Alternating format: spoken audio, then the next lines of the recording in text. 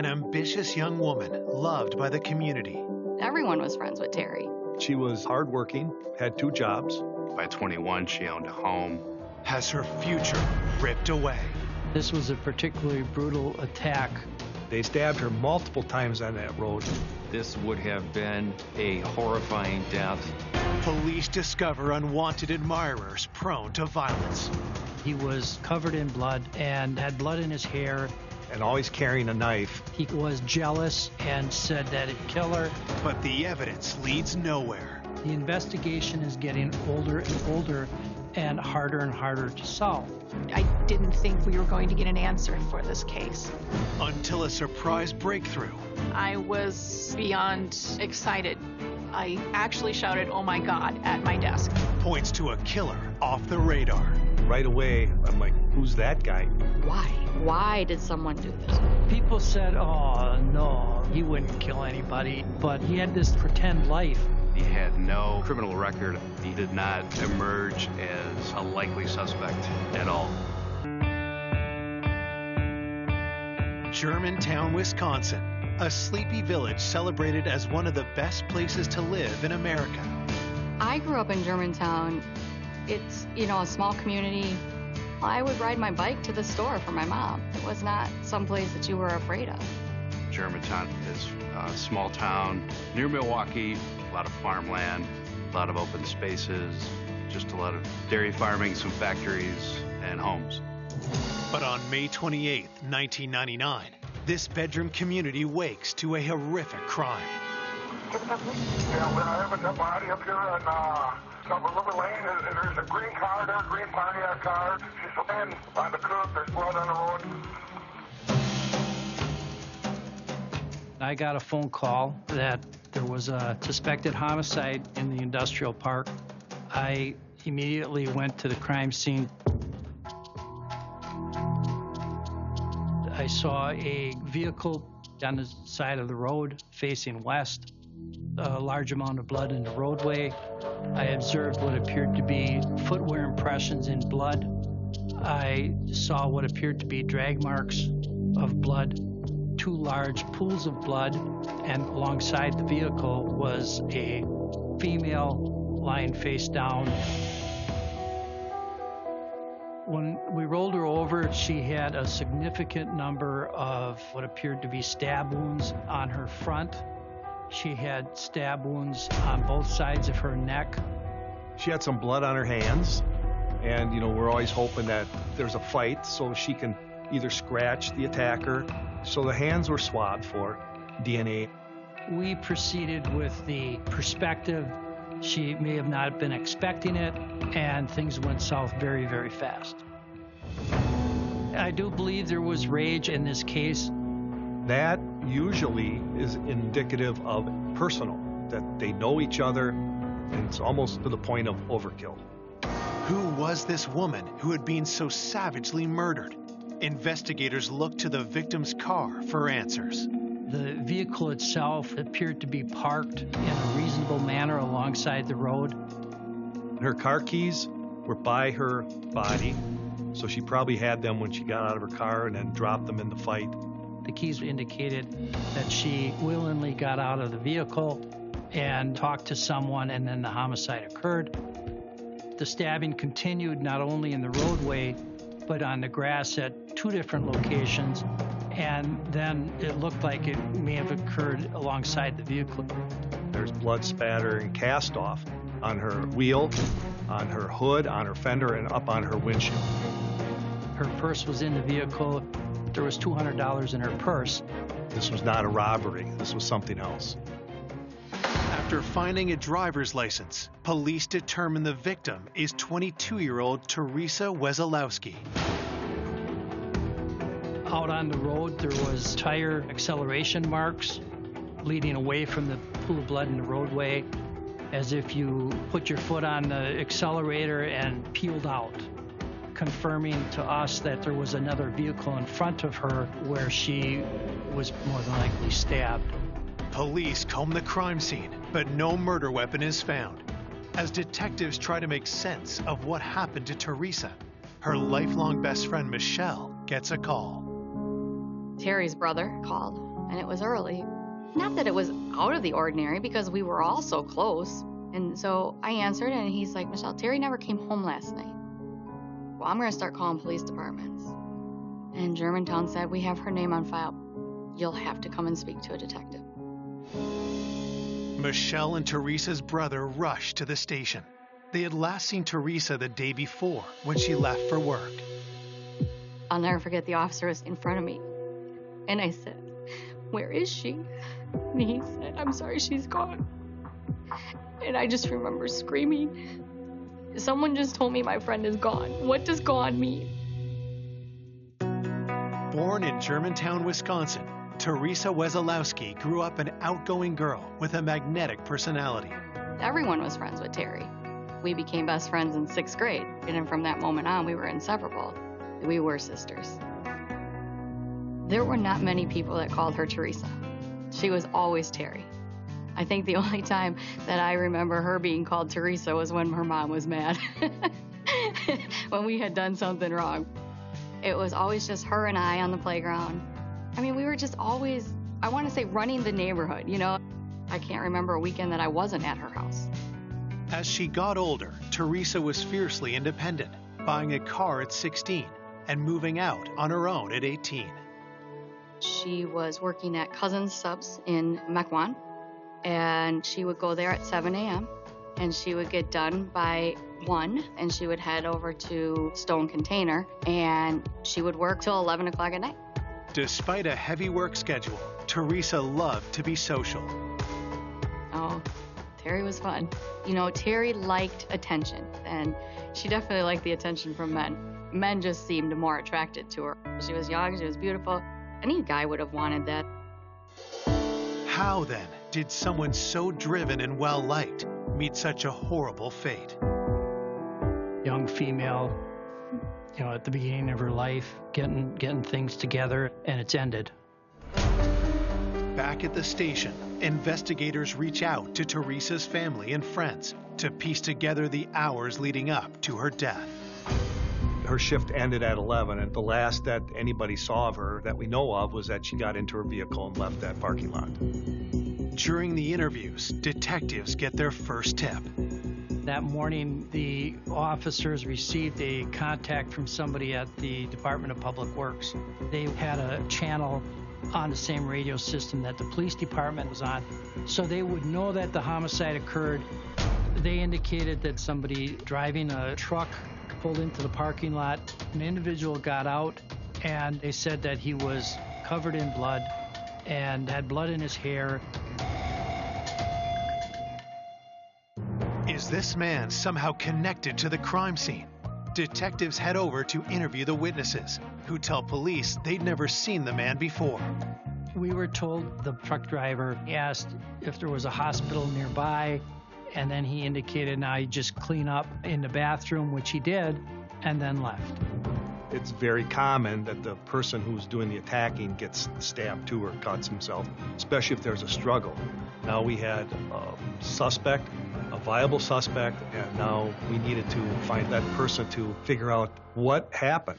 Coming up, detectives uncover suspects with violent tendencies. He said he can cut people like paper. He could become abusive and violent. And untangle a web of deception. Well, he was never married. He didn't have any kids. He said, I don't want to be a snitch. Leading them to a suspect they never imagined. We really felt that we had turned a corner on this case. It was almost surreal. It got me because it wasn't anyone I knew. Hours after finding Teresa Wesolowski stabbed to death at the side of the road, police search for a man seen covered in blood at a nearby public works building. We had a very good police artist.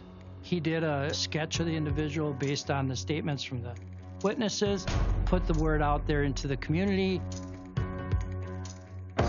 While police wait for leads on the bloody man, they shift their attention to Teresa's home to look for clues. I went down to Teresa's house. We made a search of the residence. I checked the shoes in the residence against the footwear impression at the crime scene, and none of them matched. So the footwear impression at the scene weren't Teresa's.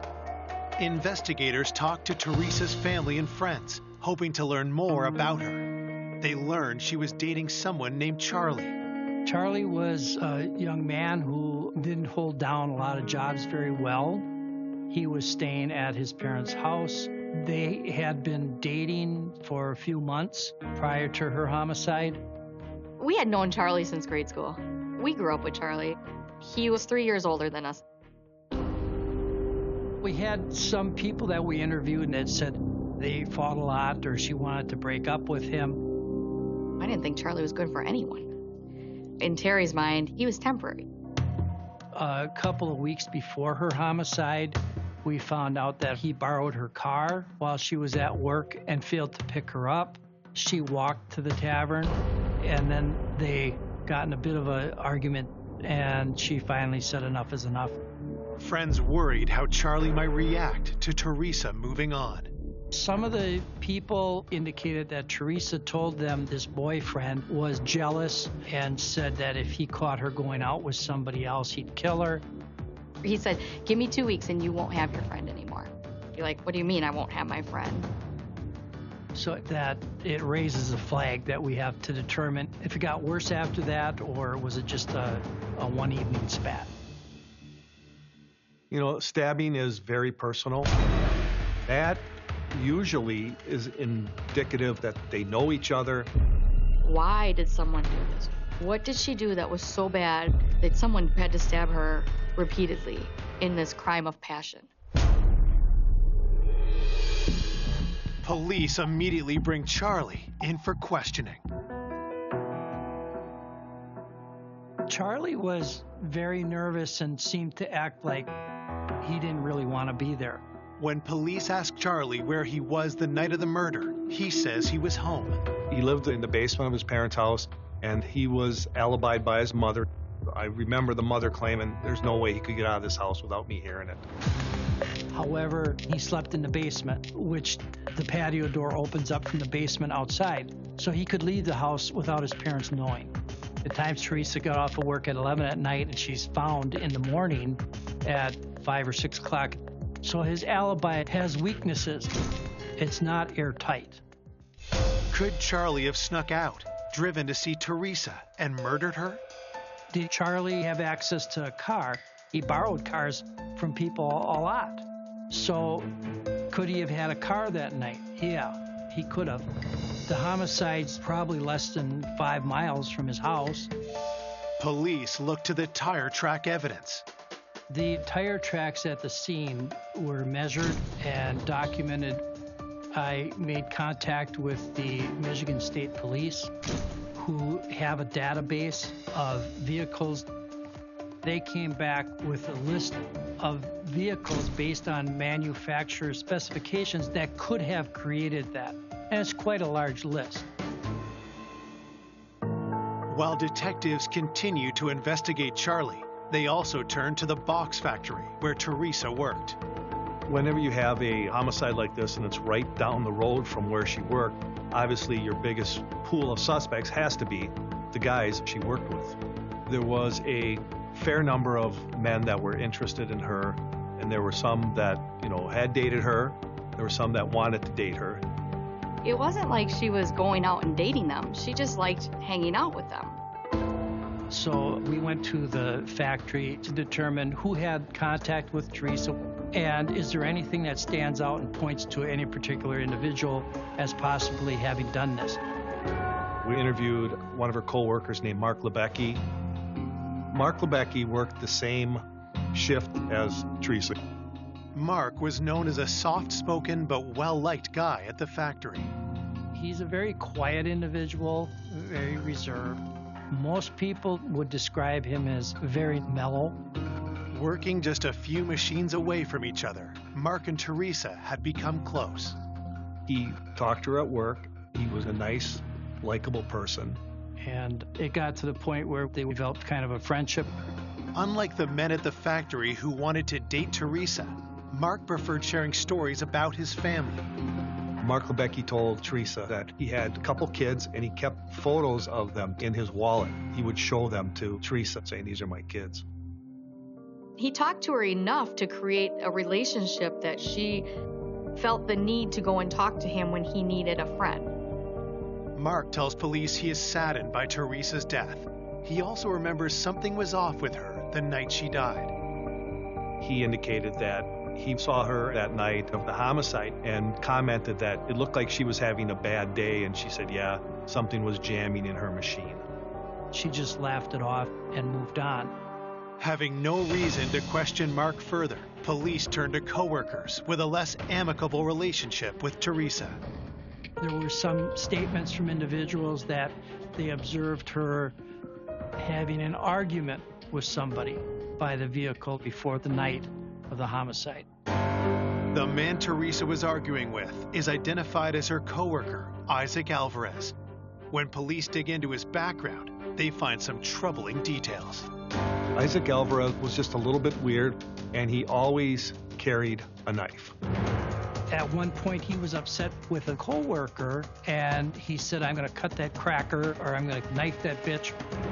He told somebody else that, he can cut people like paper. His comments about cutting up a supervisor, those are the comments that we heard, and those are the comments that kept our interest in him. To find out more, police look into Isaac's personal life. His ex-wife indicated that he did have a knife he always kept on his belt. And she indicated that he could become abusive and violent after one drink. Police bring in Isaac to shed light on his relationship with Teresa and why they were arguing at work. And in talking to him about Teresa, you could see the emotion coming out of him. This was very stressful for him. That's also the type of stressor that might cause somebody to commit a homicide. Then, Isaac reveals something else. He did ask Teresa if she wanted to meet him for a drink. And Teresa, being who Teresa was, she didn't say, no way. She said, well, we'll see. He shows up and she's not there. Is that rejection? Had Teresa's rejection sent Isaac into a murderous rage? We asked Isaac to take a polygraph. Because of Isaac's strange behaviors, outbursts, maybe prone to violence, and always carrying a knife, and he was seen in the parking lot area that night, he was on our main suspect list. While investigating the stabbing death of Teresa Wesolowski, police focus on her coworkers. She's working in a factory populated by mostly men. That sets up a scenario where you're going to have people trying to ask her out. She was outgoing and she was friendly, so people could perceive that as being led on, where in fact she was probably just being nice. She always tried to let him down easy. She would always be like, well, I don't want to hurt his feelings. She just wanted to make sure that they still wanted to be her friend. At the police station, investigators interview one of those workers, Isaac Alvarez. Witnesses saw Isaac argue with Teresa before the night of her death. Isaac's alibi, when he was interviewed, he was home. He lives with a 50-plus-year-old lady. His story was he went to bed at 9 o'clock, and he may have had a conversation with her when she came home, but he doesn't recall. She says she had a conversation with him 11:15, 11:30 at night, and she thought it was around 1 o'clock when he went to bed. It's a little different than his story. Well, in his case, is that person willing to lie for you? We don't know. So that's not an airtight alibi. Police convince Isaac to take a polygraph. He was somewhat deceptive and not answering the questions in the proper manner, and so we believe that he was trying to skew the results of the polygraph. You couldn't get a good answer from him. So because of that, it was ruled inconclusive. Without any hard evidence, police can't charge Isaac for the crime. While detectives look for more leads, Teresa's autopsy report arrives. Based on the injury patterns, the attack was a surprise attack because we did not see a significant amount of defensive type injuries. And then she was pinned in a prone or face down position. I individually identified and labeled 47 separate stab wounds. This would have been a horrifying death for any individual. As police review evidence, they follow up on the lead on the bloody man from the Department of Public Works. They had a sketch made of this unknown person that stopped at the garage to wash up. We put it out there. The individual didn't come forward. It was out in the press. It was in the newspaper. I did go back and re-interview the witnesses, but nothing came back of evidentiary value. Police also continue interviewing Teresa's friends. I always protected Terry. So when she was killed, I had no purpose anymore. And so I gave my all to whatever they needed. It was hours and hours and hours of interviews with the police, trying to give them everything that I knew about every person we had ever hung out with, for me to help them to hopefully find who did this. One of the people detectives learn about is Jerry Kirkpatrick. So Jerry Kirkpatrick was a delivery guy to Cousins where Teresa worked. Friends say Jerry asked Teresa out numerous times. I don't think she was looking to have a relationship with him. He was definitely interested in her. That's the indication that we got, that he was pursuing her more than she was pursuing him. Police learn about one encounter with Jerry that left Teresa unsettled. I thought I saw Jerry before she died at the club, just watching us.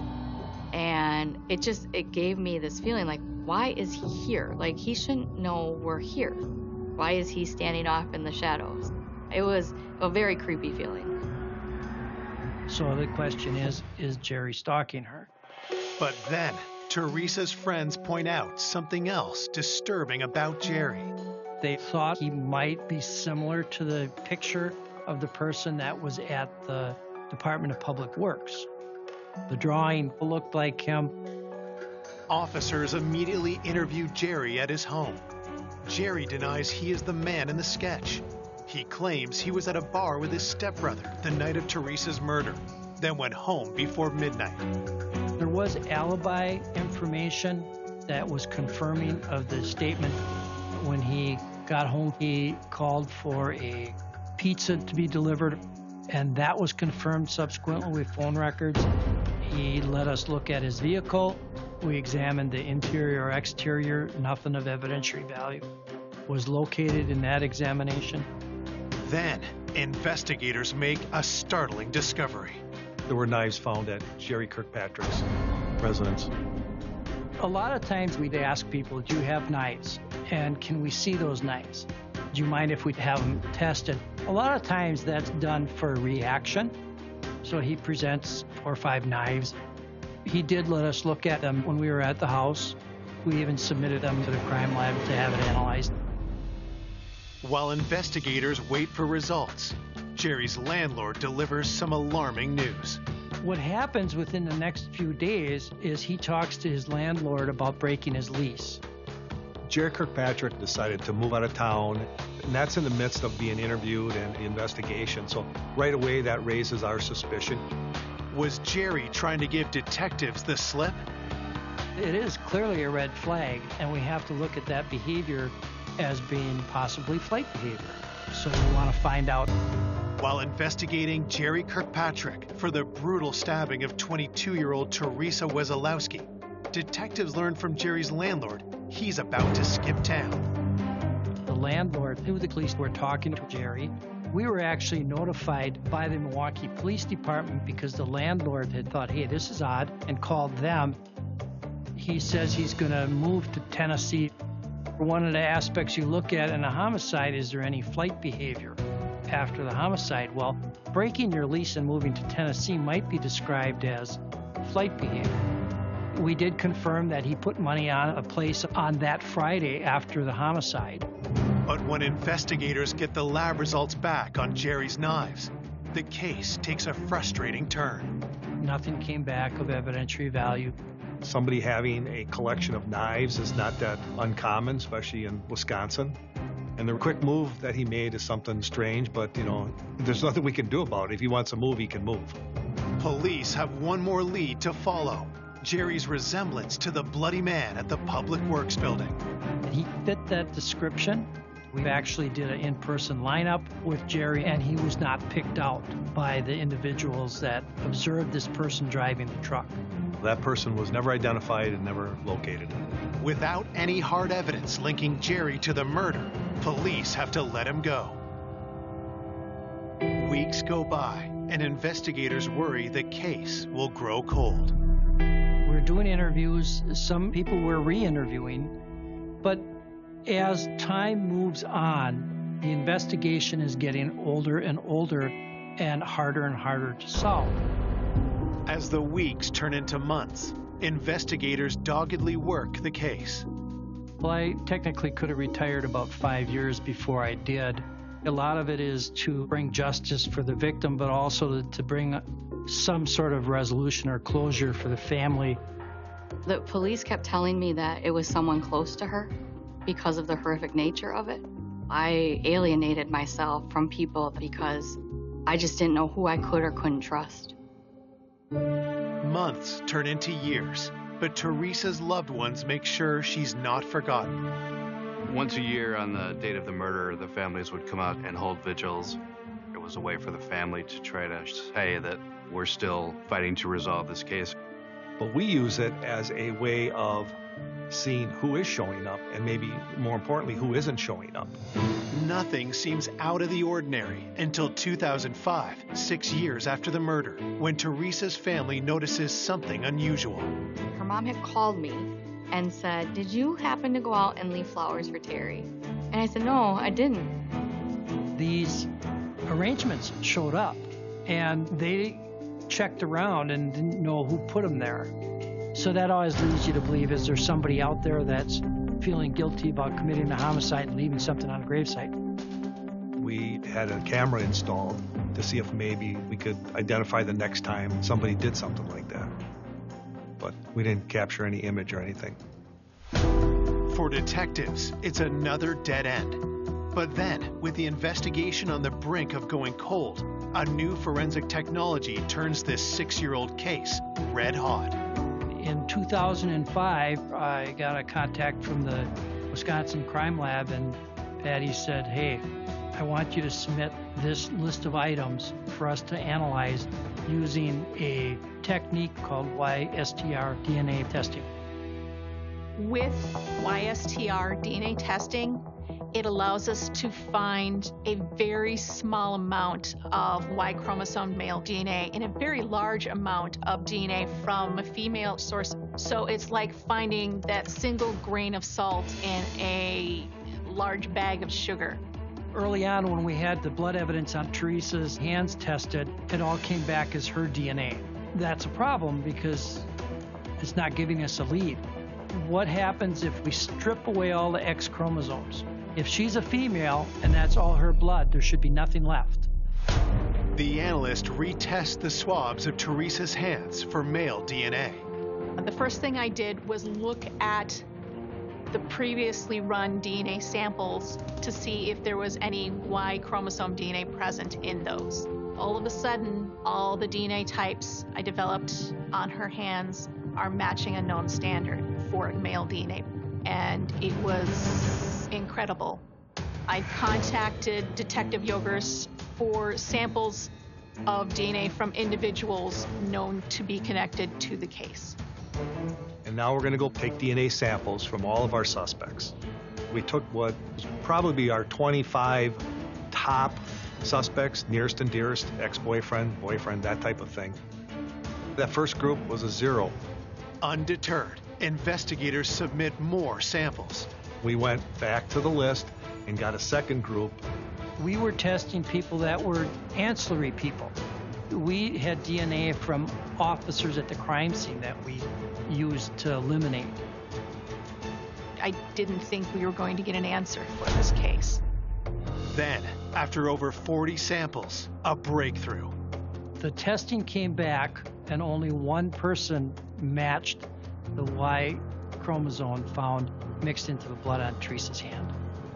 Detective Yokers called me and said, "You're not going to believe this. The last guy that I swabbed is the guy that has a positive match on that DNA." After 7 years investigating the murder of Teresa Wesolowski, detectives have now matched DNA from the scene to one of their suspects. I was beyond excited. I actually shouted, "Oh my God," at my desk. We had a match from the DNA on Teresa's hands to Mark Lebecki. Right away, I'm like, "Who's that guy?" Mark Lebecki is a co-worker of Teresa's. Mark Lebecki was one of the individuals that was interviewed by the officers. His statement was that he and Teresa were friendly at the factory. So the murder occurs, and Mark Lebecki kept working there and was still working there.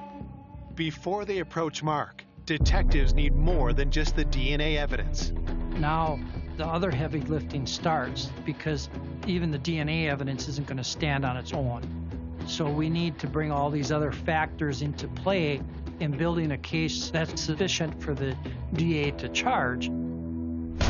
First, detectives go back to the factory to dig deeper into Mark's background. Some people said, "Oh, no, Mark Lebecki, he wouldn't kill anybody. He's just a puppy." He would show people pictures of little girls, and he said they were his daughters. "What do you think I should get them for Christmas or birthday, whatever?" When detectives look closer, they discover Mark isn't all he claims to be. Well, he was never married.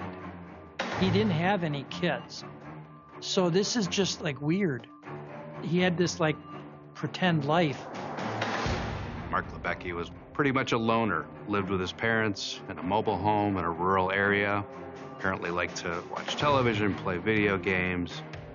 I think it was just a big fantasy with him, a big game to try to fit in. What else had Mark been hiding? We had one person that said that Mark had asked her what she thought he could do to better his chances with going out with Teresa. So he clearly had a focus on her. Detectives revisit evidence from the crime scene, starting with the bloody boot prints. The problem with identifying somebody with a common shoe is there's so many of them. There could be millions of those shoes made. I contact a person in Scottsdale, Arizona, the detective in their forensic unit, and he had the foremost outsold databases that existed. And he said, that is a Texas steer outsole. Early in the investigation, we had information about the employees being supplied shoes or they could purchase shoes from a store. When police search factory records, they make a crucial discovery. And we determined that Mark Lebecki had submitted a receipt for a Texas steer shoe. Next, investigators turn to the tire tracks left at the scene. So we took 56 people out of our investigation and identified the vehicles that were registered to them at the time of the homicide. 5 individuals had vehicles that were able to make that mark at the scene. One of them was Mark Lebecki. With the evidence piling up, detectives ask Mark to come down to the police department for an interview. He was quiet. He answered the questions. He was confident, I would say. That confidence doesn't last long. When he finds out that his DNA is on her hands, he then starts to try and explain why they are there. What started out as I just talked to her at the door is I didn't talk to her then, I talked to her at a break, and we may have hugged. Detectives confront Mark with the evidence. I told him the car, wheel track matches. Your DNA is found on her hands, and a boot that you wear is in the blood footwear impression on the road. So, we're looking at you. You need to start explaining some of this stuff. Now, it's Mark's turn to drop a bombshell on police. He said, I don't want to get anyone else in trouble. I don't want to be a snitch. Then he mentioned this guy named Tom Thompson. Tom Thompson worked at the factory with Mark and Teresa. At the time of the homicide, the officers that went up and did the canvass at the factory did speak with Tom Thompson. His statement to them was that he knew Teresa. He wasn't necessarily friends with Teresa. They never dated, anything like that. Mark tells them what happened the night of the murder. Mark said he stopped on the side of the road to buy some cocaine from Thompson. He said that when he got up there was a vehicle already parked in front where he parked, and Tom Thompson walked up to his vehicle. So Thompson goes in, sits in the back seat. Mark said, I am doing the cocaine in the front of the seat. According to him, Teresa gets in the back seat and gets in an argument with Tom, and he proceeds to stab her. Mark says he only hears thumping and movement in the back seat. Now it's time to start poking holes in the story. She cannot be stabbed 40-some times in the back seat of someone's car and they not know what's going on. The whole interior would have been covered in blood. So that's out right there. Mark says Teresa flops out of there onto the ground. Tom Thompson continues to stab her and drags her to that location alongside the vehicle. According to Mark, Thompson then turned on him. Tom Thompson tell him, you keep your mouth shut, and then he let him go. So he kept his mouth shut. He didn't go to the police. 4 years later, Tom Thompson dies, but Mark keeps silent for another 3 years. He's trying to explain how he's involved in this homicide, and the easiest thing to do is to blame it on the dead guy. Detectives re-interview workers at the factory about Tom Thompson. Everybody to a person said he was a health nut. We have found no indication that he was dealing cocaine or using cocaine. Investigators asked Teresa's friends if she used drugs. Terry wanted nothing to do with cocaine. Nothing. So she wouldn't have gone there to buy drugs from Tom Thompson. What was her reason for being there? There's one last piece of evidence to examine. The car that Mark drove at the time of the murder. We wanted that vehicle. We found it by another owner, and we ended up buying it from that guy. We brought it down to the lab and examined it for blood, hair, whatever evidence that we could. That rear seat was taken apart. It was a perforated leather, so there were holes in it. So the blood went down through the holes in that leather, and then they soaked into the foam rubber of that seat. Does the blood belong to Teresa? It's sent to the lab for analysis. I was very excited to call Mike Yogers and let him know I had found a possible... 10 years after 22-year-old Teresa Wesolowski is stabbed to death, detectives are waiting to see if blood found in the back of coworker Mark Lebecki's car belongs to her. Those DNA profiles matched the DNA profile from Teresa Wesolowski. Oh, it was significant. It was an important moment. But what about Mark's claim that coworker Tom Thompson killed Teresa? At this stage, and 7 years after the murder, Lebecki is implicating a man who had died 3 years earlier. But it was only Lebecki's DNA that was ever found on Teresa's body. They find blood in a cushion of a seat in Lebecki's car. They find that that's Teresa's DNA. They have his DNA, her DNA, and at that point, the case was made. That was the final thing that district attorney needed to issue the charge. We really felt that we had turned the corner on this case. Detective Yogers called me and he said, I just want to let you know that we are going to make an arrest. And I was so excited. I was waiting, just waiting for the news. Detectives go to the box factory where Mark works. We watched for him to come out of the building, and Kim and I walked up to him and told him he was under arrest. I was excited. It was a good day. Mark denies killing Teresa, so investigators are left to piece together what really happened that night. I think Mark Lebecki was a very lonely person that probably imagined a relationship with Teresa and decided she was the one. She was just being nice to people. And he probably read that for more than it was. I think for Terry, it was more that this guy was telling him his problems at work, and she was a listener. She would listen. He wore on her heartstrings and her niceness as a person. Then, on May 28th, 1999, Mark made his move. I think that she was coming out of the building, and Mark, for whatever reason, convinced her to meet him. They meet at the back of the vehicle. I think that he probably did ask her to come back to his place for the night. And when she said no, he just went on a rampage and just started stabbing her. He stabbed her multiple times on that road. Then he dragged her over to that grass. He stabbed her some more. There's blood flying up on her car. He was a monster that night. We can only guess at it because he's not talking. We don't have to prove why he did this. We just have to prove that he did. After the vicious stabbing, Mark returned to his normal routine. Mark Lebecki continues to work at the factory. He doesn't make any erratic move like moving away or changing jobs. He just sort of carries on with life as he did before the murder. He had no criminal record.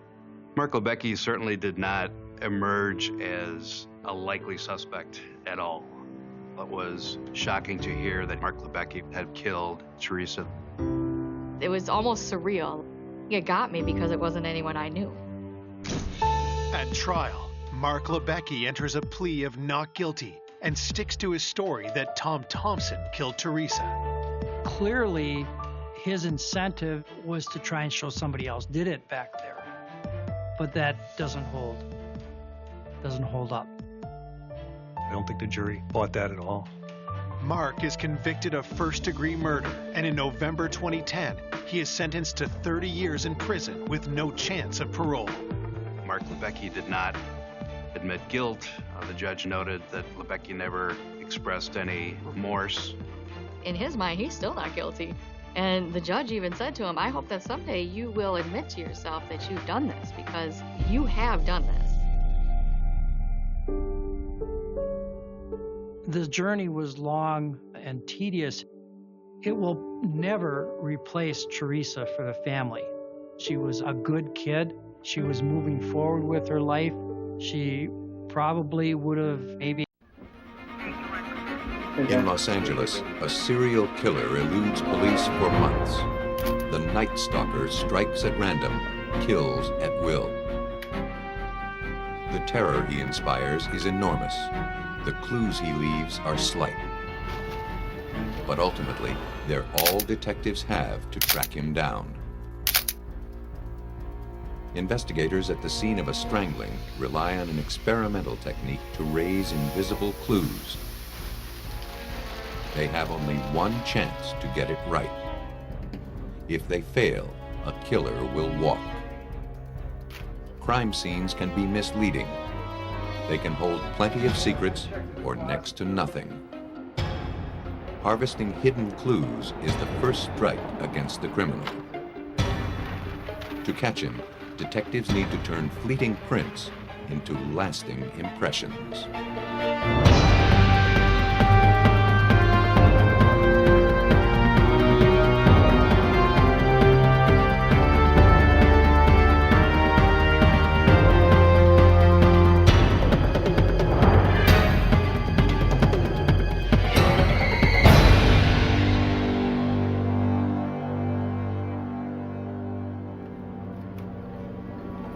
Despite their working familiarity with death, Los Angeles homicide investigators were chilled by the scene they encountered in the affluent community of Whittier on March 29, 1985. The ransacked condition of the house spoke of robbery as the primary motive. A VCR, video camera, and much of the couple's jewelry was taken. But the perpetrator also had a taste for blood. Vincent Zazzara had been killed by a .22 caliber bullet. His wife Maxine was shot in the head and mutilated. The forensics team went to work, but wouldn't find many clues. Though the killer had plundered the home with reckless abandon, he had taken care to protect his identity. Technicians dusting for fingerprints determined that the intruder had worn gloves. Whoever had committed these murders left few traces behind. The bullet slugs were too damaged to be of use. After hours of scouring the home for clues, detectives came up empty-handed. The killer, it appeared, had gotten away clean. But he hadn't covered all his tracks. Beneath an open window, detectives located his point of entry. Distinct footprints marked the soil. One of the two prints belonged to the homeowner, Vincent Zazzara. The other appeared to be the footwork of his killer. Technicians sprayed the print with a fixative, then poured plaster into the indentation. The shoe print was lifted from the ground and sent for analysis.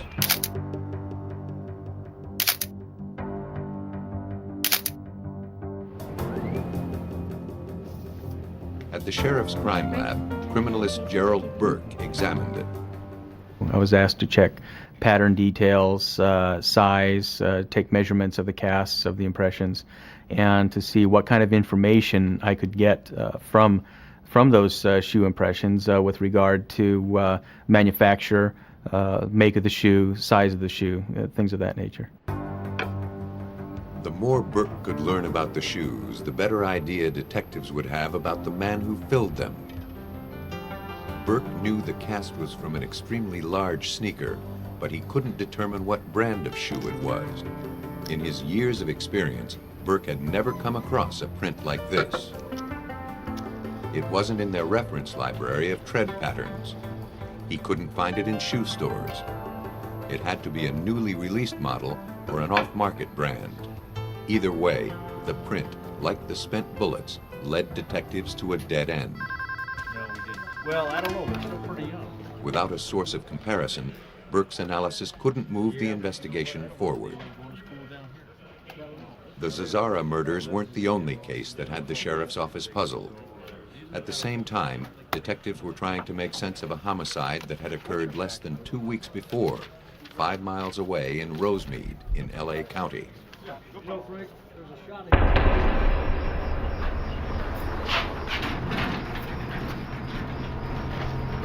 Maria Hernandez arrived home late one night and came face to face with the barrel of a .22.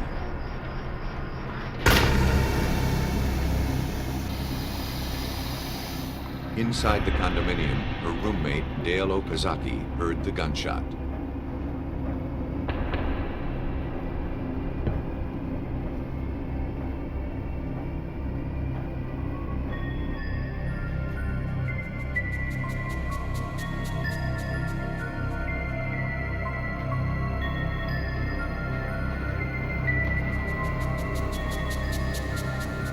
She died almost instantly.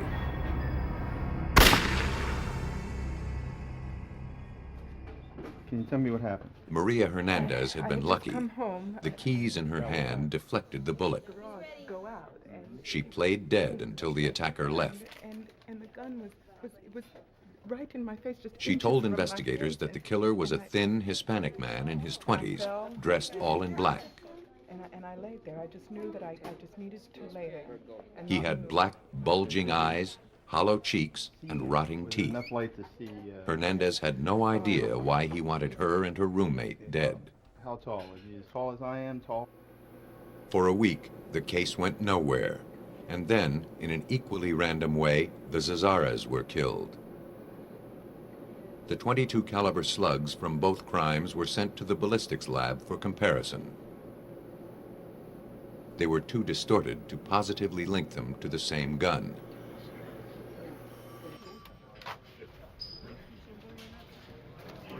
Even so, Detective Gil Carrillo of the Los Angeles County Sheriff's Office drew a connection between the homicides.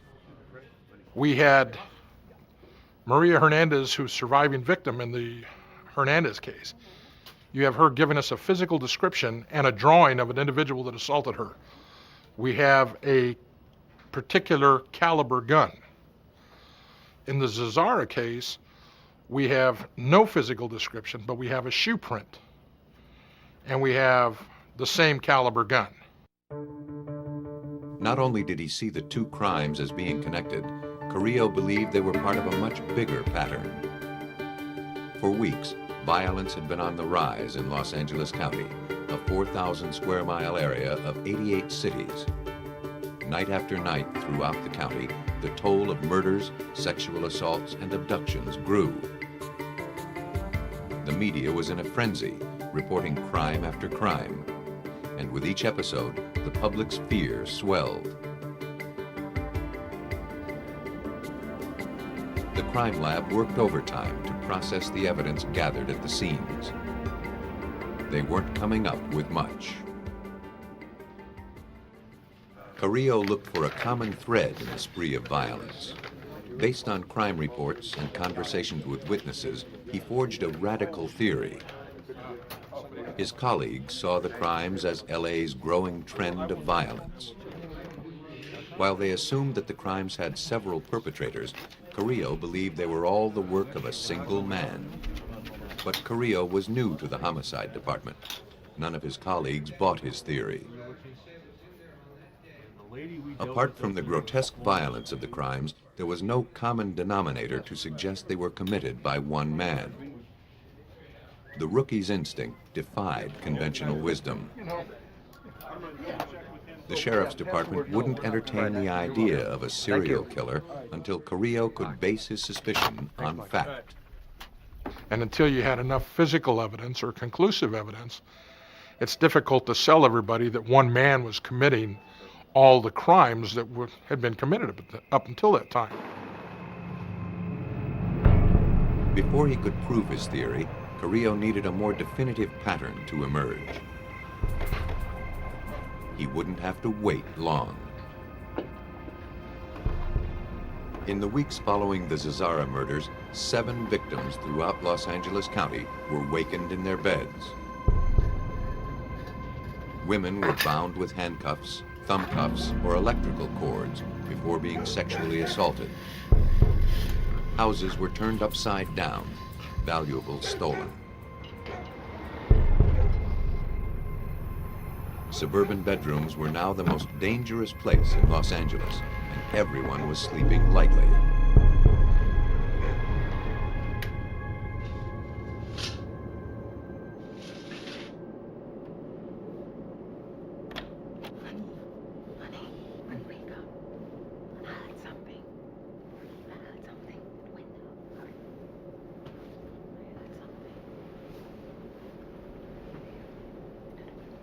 In early June, just 3 blocks from the Zazara's house, a deputy's wife was roused from her sleep.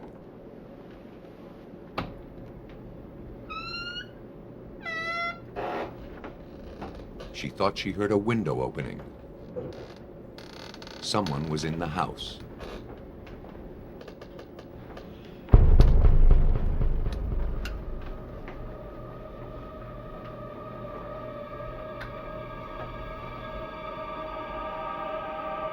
Hearing the couple's movement, the prowler slipped away. The deputy called the sheriff's department.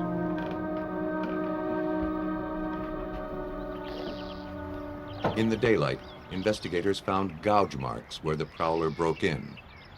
The deputy pointed investigators to the flower bed, where he'd covered some evidence with a shoebox.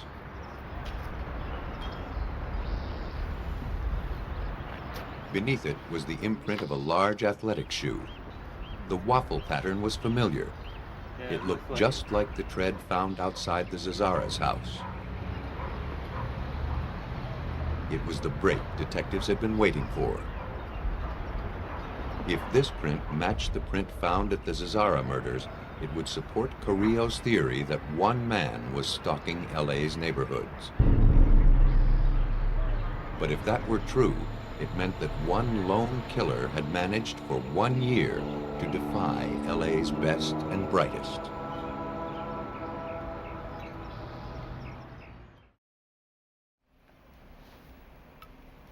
Now that he had a basis for comparison, criminalist Gerald Burke examined the 2 plaster casts taken from the crime scenes. He determined the prints were made by shoes of the same model, but not necessarily by the exact same shoe. Because both prints were left in coarse dirt, Burke was unable to identify the subtle marks that make each shoe unique. Things like little nicks and cuts and scratches, or something that can be used as an identification, more or less like a fingerprint in one shoe sole to another. This was of little help to detectives. In a county of 7.5 million people, they could not track a man solely by his tread marks. But it was all they had to go on. And it kept showing up again and again. Since the Zazzara murders, the large waffle pattern was found in the mud outside a Monterey Park homicide and was stamped in blood inside the home of a severely beaten old woman in Monrovia. Burke had 3 casts and 1 shoe print to work with. The crimes remained unsolved. The shoe prints remained a mystery. Then, a summer intern casually walking by a lab table made a pivotal observation. She said, "Oh, that's an Avia." And everybody just stopped and looked at her and said, "Are you sure?" And he said, "Yeah, I got a pair in my trunk." So she goes to the trunk of her car and pulls out this pair of Avia shoes, and that's when everything broke loose. Avia was a new brand, explaining why the department had no information on them. In order to learn everything they could about this shoe, investigators went to Avia headquarters in Portland, Oregon. The company's designer identified the model number of the shoe that made the print. Burke pressed for more information. I asked him to be a little bit more specific, and he said that he actually designed that shoe, and that he had a patent on that particular shoe sole design, and that there were no other patterns that were close. The pattern was from an aerobic shoe that had only been on the market for 4 months. Only 1,300 pairs had been manufactured. Avia provided Burke with a number of soles from the factory so that he could accurately determine the size of the shoe that left the print. The rate of motion and the texture of the ground can greatly distort the impression. The only way to size the shoe was to compare tread patterns. The pattern details on the sole increase as the shoe size increases. Down here in the bottom of the shoe, actually the mid portion of the shoe, you'll see that there are a number of chevrons. And these chevrons actually increase in number with the increasing shoe size. And the plaster casts, although they weren't good enough quality to record the Avia logo, they were good enough quality to allow me to count these pattern elements, these pattern details. After counting the lines on the plaster casts, Burke was able to identify every cast he had as coming from a size 11.5 shoe. When he examined the marketing material from the manufacturer, he realized what a crucial discovery he'd made. Of the 1,300 pairs of this model manufactured, only 6 had been shipped to Los Angeles. Of those 6, only 1 was an 11.5. Only a handful of men in the country owned size 11.5 Avias. Carrillo's improbable theory of a single killer was now glaringly real. When you start throwing the odds of more than one person wearing that particular model and size of shoe, it becomes, it narrows it down quite a bit that not more than one person is committing the crimes. When you have physical descriptions coupled with physical shoe prints, you've got, I mean, that's a neon sign saying, "Come get me." That's one man. One very dangerous man that required county-wide attention. And getting him wouldn't be easy. They didn't know who he was, but terror had a name. The media dubbed him the Night Stalker. The sheriff's department organized a task force of homicide detectives. Carrillo teamed up with Frank Salerno. From his experience hunting some of LA's most deadly serial killers, Salerno knew what kind of challenges they faced. It's very frustrating. You know, there's one individual out there that's committing all these crimes, and very violent, serious crimes, and you want to bring it to an end as quickly as you can. The task force started small, then swelled as evidence accumulated. At one point, we had about 75 investigators working in the bureau at that time, and we were using 1/3 of them just to investigate the Night Stalker series. The Night Stalker held Los Angeles in a reign of terror during the summer of 1985. Night after night, people were struck down in the place they used to feel safest, their own homes. Pressure to solve the case was tremendous. But until detectives like Gil Carrillo uncovered the Night Stalker's identity, they couldn't calm the panic. Gun sales went up, burglar alarm systems went up. Everybody was locking their windows and doors during a very, very warm summer. And you're talking about something that just took over the entire county of Los Angeles. Law enforcement took to the streets. Detectives canvassed neighborhoods where the Night Stalker had struck, hoping that someone recognized him. They found nothing but petrified residents, and they knew better than to go at night. After dark, people weren't opening their doors to anyone. Sergeant John Yarborough was responsible for collecting evidence connected to the crimes. In one house, I found a couple who had abandoned sleeping in their bed. They'd created dummies in the bed. The husband was sleeping routinely in the garage, and the wife was sleeping behind a television with the portable telephone. I mean, that was the kind of fear and panic that developed over this case. Whether he killed his victims or let them live seemed as random as the rest of his behavior. Those who survived his attacks described, as Maria Hernandez had, a tall man with bulging eyes. He was saturated in a rank, leathery odor. How about the mouth? With the help of an identikit, a staff artist created a likeness of the man who had attacked them.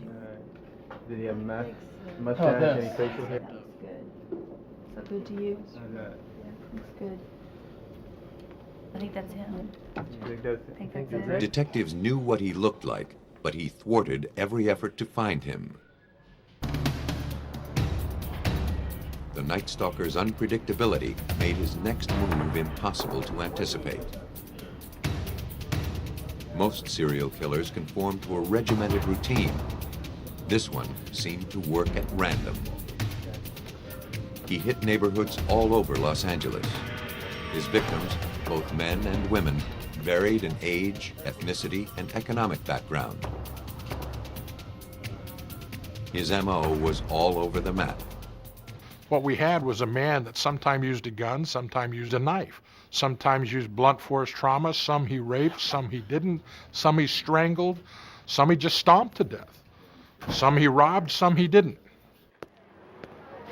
The only thing he never changed was his shoes. I'll tell you what, I'll lock down some things. To track the Night Stalker, Gerald Burke had to become an expert in the killer's footwear. He was dispatched to any crime scene that seemed remotely linked to him. Okay, that sounds good. I was out at 2 or 3 o'clock in the morning on one side of the county, and at 6 o'clock in the morning I would be called to another side of the county, and I was just all over the place. And though detectives could track the killer by his shoe prints, they always lagged one step behind him. On July 5th, they followed his tracks to the posh community of Sierra Madre.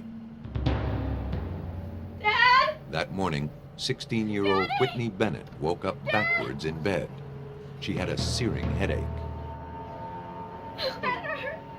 While the Bennett family slept just feet away, the girl had been beaten near death with a tire iron. She remembered nothing about the attack, but the familiar calling card was there. Sergeant John Yarborough speculated that the killer had 2 reasons for wearing the same shoes over and over again. First, they were functional. They allowed him to move surreptitiously or run if he needed to. Secondly, they'd never let him down. But psychologically, it may have been the good luck shoes. He always wore them. They were always successful. He was always able to do what he wanted to do when he was wearing these shoes, so they had a good feeling for him. The brutality of the crimes advertised the killer's lack of remorse and his delight in causing death. I would say that he's a very good example of the predator-type offender who clearly just does not care about the victims that he comes in contact with. And he achieves a degree of thrill from it. That motivates him. Now, is he intelligent and cunning and clever? Well, he was certainly clever enough. The Night Stalker was crazy like a fox and just as hard to corner. The task force wasn't enough. If detectives were going to capture this serial killer, they needed to spread out. Investigators made a videotape for LA County's 63 police departments. On the tape, Carrillo detailed the evidence gathered from the crime scenes. The suspect was a young Hispanic male who always wore Avias. An expert cat burglar, it was impossible to tell if his primary motive was killing or robbery. As the body count grew, a few patterns emerged. He seemed to target yellow or beige houses. He sometimes drew pentagrams at the crime scene. But this information brought detectives no closer to identifying the horrible face that haunted Southern California.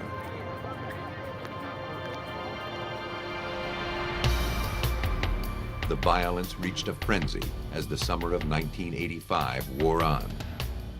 By early August, the Night Stalker was suspected of killing 13 people and attacking 10 others. His activity in and around Los Angeles seemed to be accelerating. Law enforcement braced for his next assault. And then, nothing. For the first time in months, nights were passing peacefully. But not for long. On August 18th, the Night Stalker struck again, this time in San Francisco. Peter and Barbara Pan, a couple who lived in a yellow house, were found murdered. It was the typical pattern: forced entry in the middle of the night, brutal murders, pentagrams, and stolen valuables. The unpredictable Night Stalker had just expanded his territory by 380 miles. The entire state was now under his grip. Where he'd strike next, no one could predict.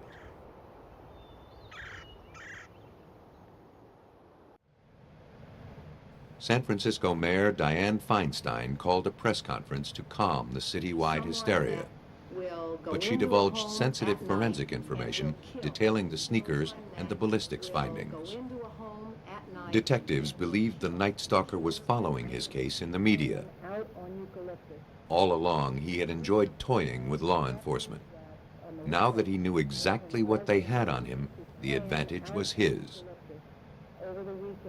He was likely to change his MO, and he was sure to discard his signature footwear. But a few good things came out of the media hype. San Francisco newspapers publicized the items of jewelry stolen from the Pans. A $10,000 bounty was placed on the Night Stalker's head. Informants started coming out of the woodwork. An informant, Donna Myers, told police that a man named Rick from El Paso had given her a bracelet and some rings. He was very tall. Like the description of the Night Stalker, Rick had terrible teeth, smelled bad, and was always spouting off about the virtues of Satan. About my length, very full. Police learned his last name was Ramirez. Very dark brown to black. Police now knew who he was, but they still had to find him. The Los Angeles phone book was full of men named Richard Ramirez. A fingerprint lifted from a stolen car at a crime scene pointed the finger of blame at a single suspect. When Ramirez's name came up, they pulled all the Ramirez's that had been arrested, which there were numerous of them, Richard Ramirez's, and they physically checked it just like you would by eye and made that identification. Once they determined which Ramirez they were after, surveillance personnel were deployed all over Los Angeles. They concentrated on places Ramirez was known to frequent. One of those places was the bus depot. Uniformed officers and undercover cops swarmed the station. But since they were looking for a man attempting to leave LA, they didn't pay attention to arriving passengers. Ramirez, returning from Tucson, spotted the undercover officers before they saw him.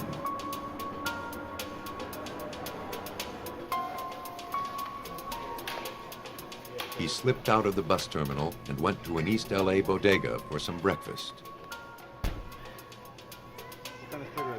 He quickly realized that he was the center of attention. El Matador, they whispered, the killer. Police were called. The chase was on.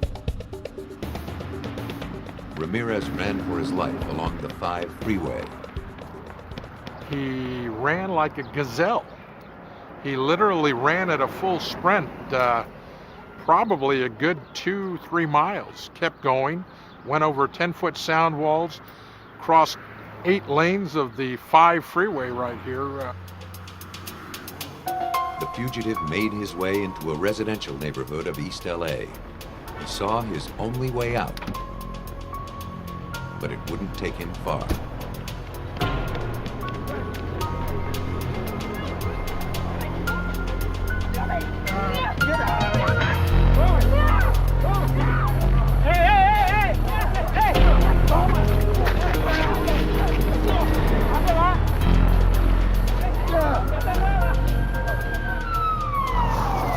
Police interceded.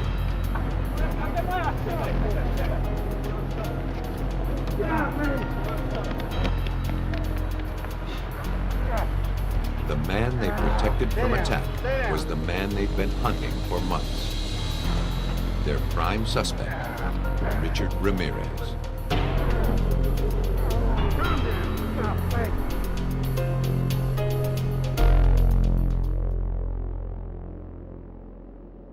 At the police station, all eyes moved toward his shoes. They weren't Avia's. The Night Stalker was too clever to wear those again, but they were size 11.5. It seemed they had their man, but they didn't have his shoes.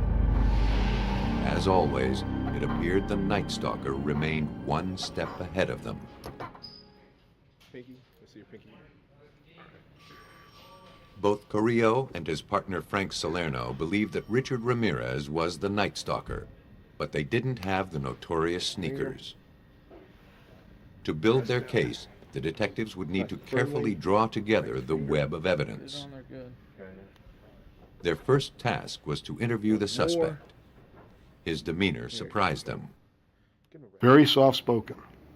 For lack of a lot of education, he was well-spoken also. Probably the thing that sticks in my mind the most is when you walk into an interview room with a suspected killer, is you usually introduce yourself, you tell them who you are. And they walked in and sat down, he says, "You're Frank Salerno."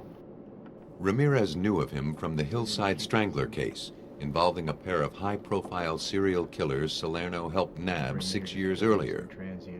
Detectives learned that their suspect had a vast working knowledge of serial killers throughout history. He knew all of their names, their methods, and the details of their captures. He had followed the Night Stalker case in the media. Though he never admitted to any crimes, Ramirez engaged detectives in a conversation about LA's latest serial killer. He would talk to us in the third person. I didn't do this, but the Night Stalker might have done this. And the Night Stalker might have done this and this, and what do you think he'd have done over here?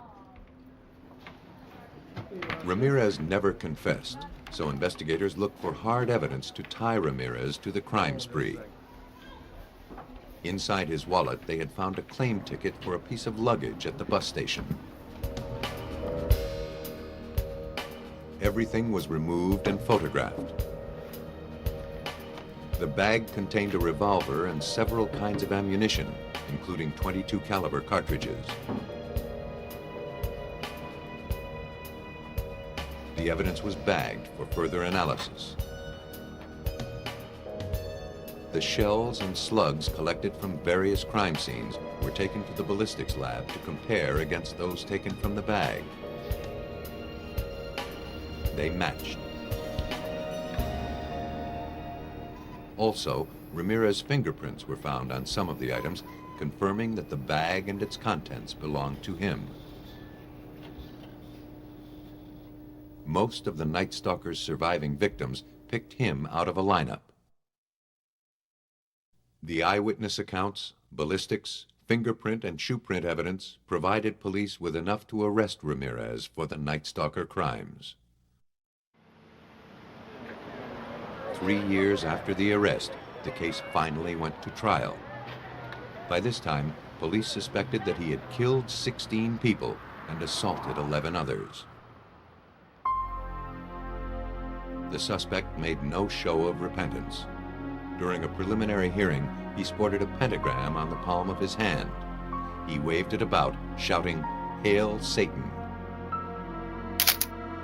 Though no size 11.5 Avia aerobic sneakers were recovered among Ramirez's belongings, it was the prints found in 8 of the crime scenes that held the case together.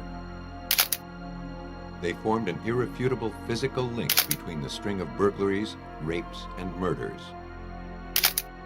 Eyewitness testimony tied the man in court to other crimes, even when no print was present. The most expensive trial Los Angeles had yet seen came to a close after more than a year with a victory for the prosecution.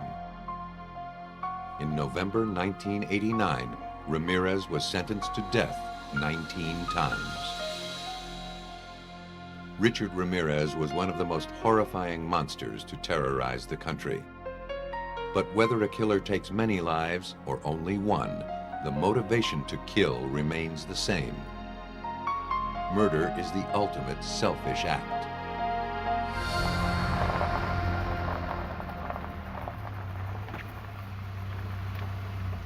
On September 2nd, 1990, in Des Moines, Iowa, William Helm and his brother stopped by the home of his estranged wife to pick up some tools.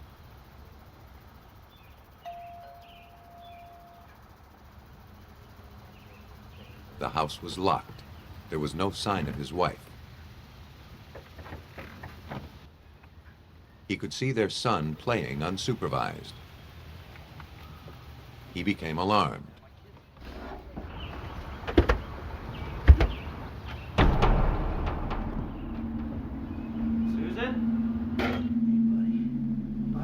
Susan? Susan?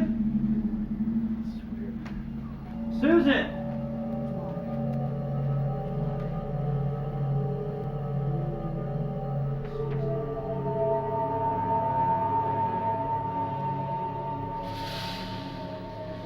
Then he found her in the bedroom.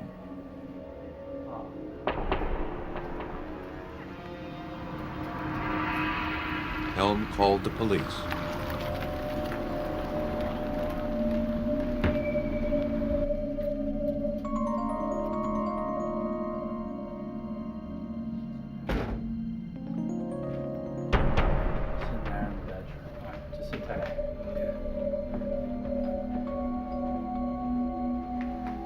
Officers arrived to find a woman's nude body lying in bed. A blanket was pulled up to her chin.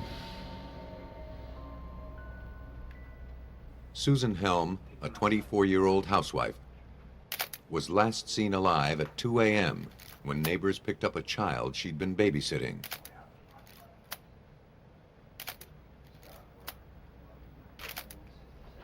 The same clothes she'd been wearing the previous night were crumpled on the bedroom floor. What time did you guys get here? Police asked William Helm about his relationship with his wife.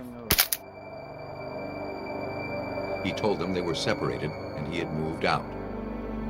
He said he had last seen her the day before when he dropped off their son. They learned through interviews with the couple's friends that there had been a history of domestic violence. A police report stated that William had assaulted Susan 9 months earlier.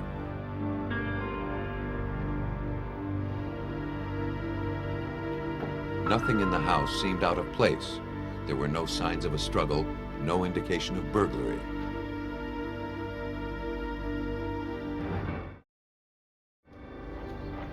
Captain James Trotter of the Des Moines Police Department led the investigation. We have a routine that we go through on all crime scenes, particularly indoor crime scenes, and we start from the outside and work towards the center to preserve as much of the evidence and photograph it as we possibly can.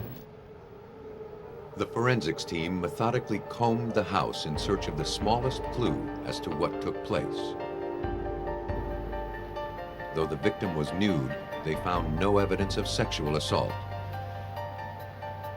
Technicians couldn't find hair, fingerprints, or blood samples to link the killer to his crime.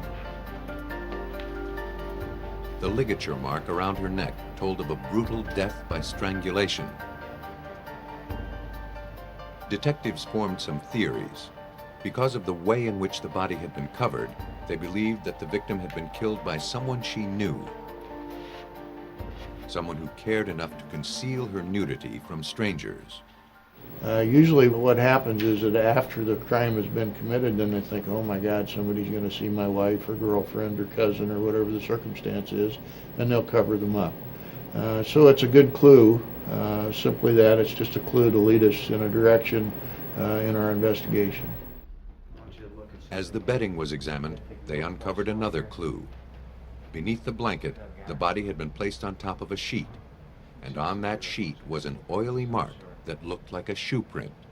I think you might have some imprints on the carpet. That's why I want you to be The careful. print wasn't distinct enough to be used for comparison, but it suggested that the body had been moved.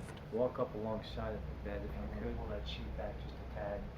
And so we concluded from that more than likely someone stood on the bed and maybe pulled or lifted the body onto the bed. Samples of the blood. Okay. The oily shoe print was made by automotive grease, embedded with small metal fragments. William Helm welded mufflers for a living. Though the print made him the prime suspect, it would be difficult to build a case against him.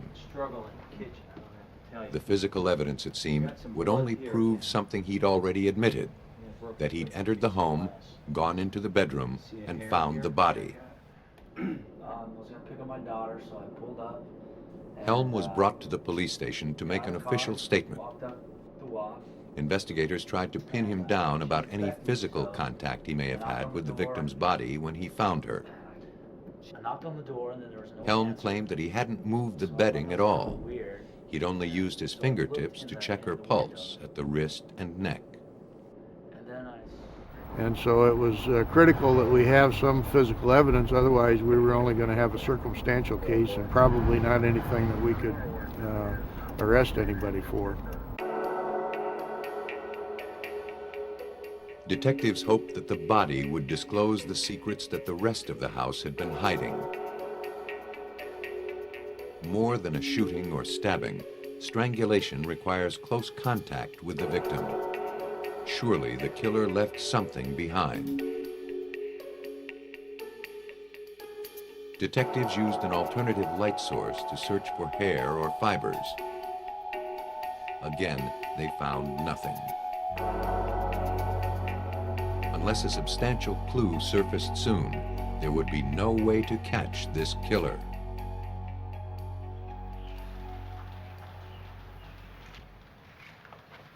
As investigators finished their search of the crime scene, they realized that they were being watched. After leaving the police station, Helm had returned to the scene of the crime. He pulled a lawn chair out of his car and set up an observation post on the neighbor's lawn. Peculiar behavior for someone who just lost his spouse. That type of interest is usually to spectators who don't know these people, and normally the family is somewhere else consoling one another. You never touched your wife.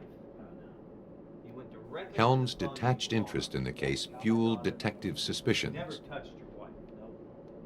They asked him to come to the station for another interview. After almost 2 hours of questioning, police obtained enough information to get a warrant to collect samples of his hair, saliva, blood, and handprints. Okay, pull it up. In order to prove that Helm had killed his wife, police would have to find evidence that he was the one who moved the body.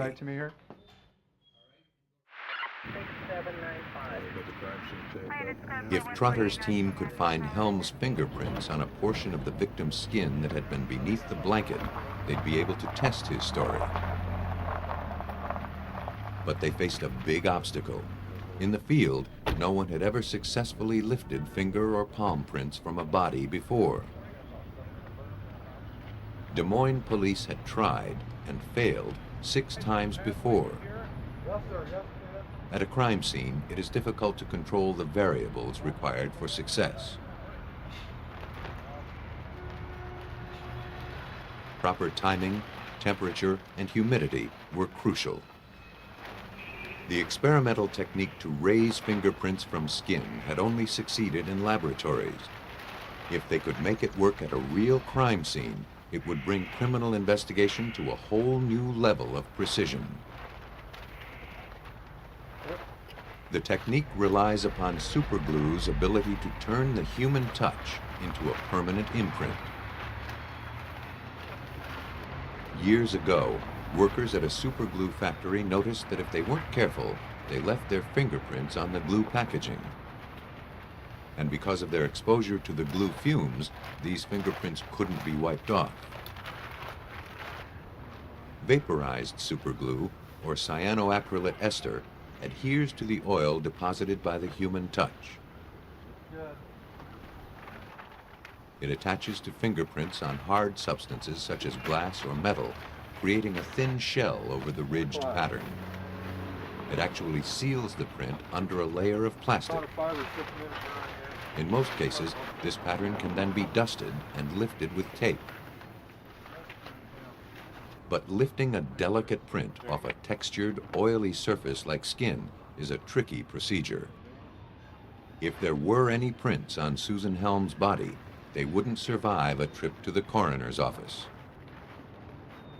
The slightest change in temperature or the lightest brush against the body could ruin them.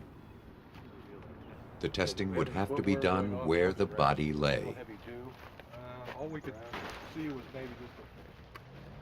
In the lab, the technique had succeeded only on prints less than 4 hours old. Susan Helm had been dead for more than 12 hours. But it was the only hope police had of tying the murderer to the crime. The first step was to build a tent around the victim. A plastic drop cloth was wrapped around the frame and secured. Temperature within the tent must be increased to speed the evaporation of the glue. In the field, it's difficult to control. Liquid superglue was placed in aluminum dishes and set on burners inside the tent. The glue was heated for 10 minutes until fumes filled the structure. Technicians allowed 30 minutes for the glue to set. After the fumes settled, technicians moved in. Whatever lay beneath the plastic would make or break the case. If they could find a good quality print, they might be able to catch a killer. But if history were any guide, they'd find only a degraded print or none at all. And that meant a killer would walk.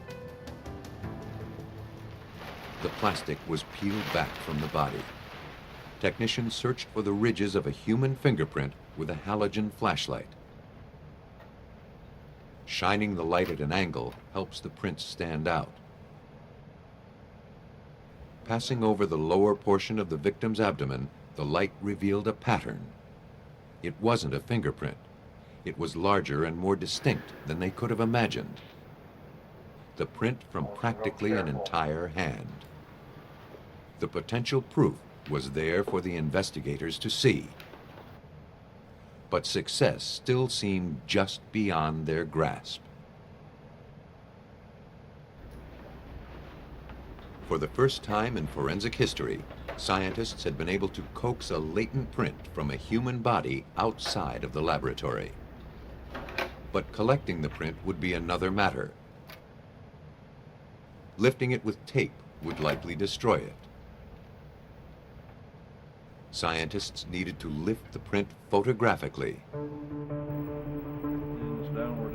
The photographed print from the victim's belly was delivered to the Des Moines Police Department Crime Lab, where it was compared to the print taken from William Helm.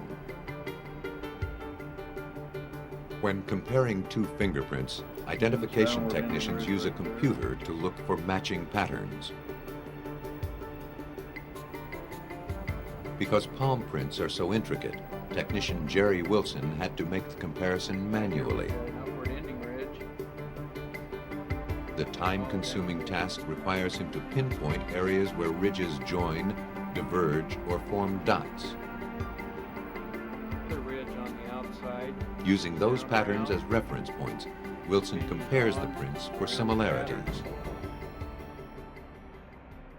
And we look for these same identical points in the same relative unit space in each between the latent and the ink print, and the same amount of intervening ridges.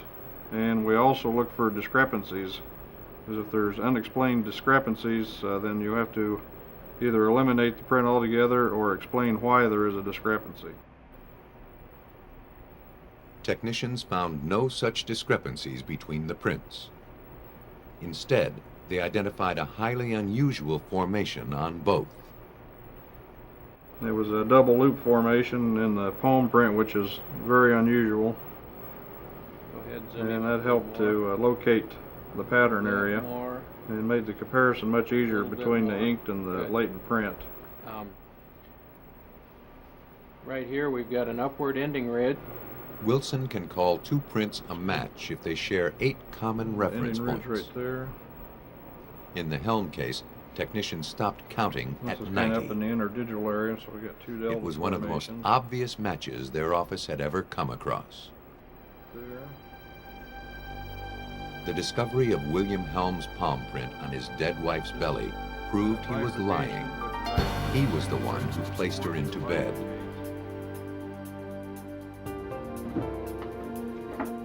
It seemed police had caught the killer with a drop of glue.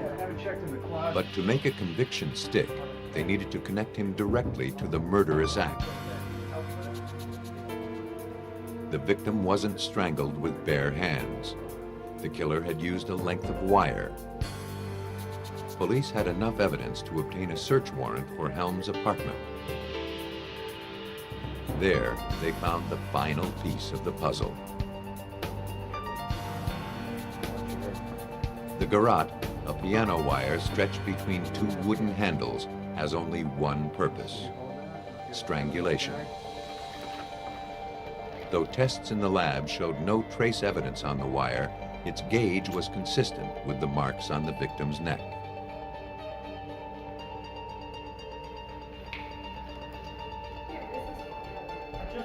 Trotter pieced together a likely scenario of the murder.